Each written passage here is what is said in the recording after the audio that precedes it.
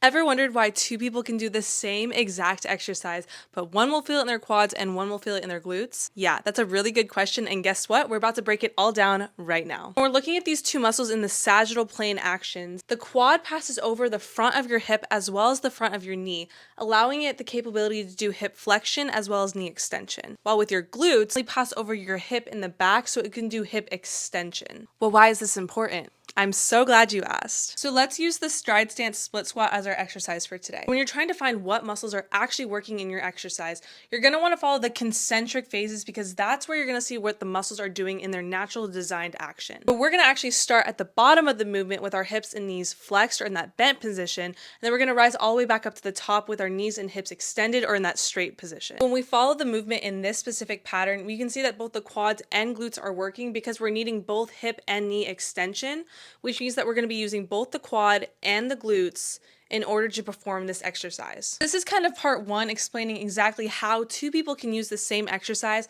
but feel it in different muscles. But let's take it a step further to see how we can start manipulating the two muscles to bias one over the other depending on what type of activity or exercise that you're wanting in your program. So if you're looking to be more quad dominant, you're actually just going to stand in a neutral position with your trunk straight up and down. And this is because when you bend all the way down to that bottom position, you're demanding more on your knees to fire and have knee extension all the way to drive you back up to the top. Versus if you're wanting to be more glute dominant, you're actually going to bend a little bit forward. Not crazy, just a little bit. This is because glutes love to work from full hip flexion all the way through to that full hip extension.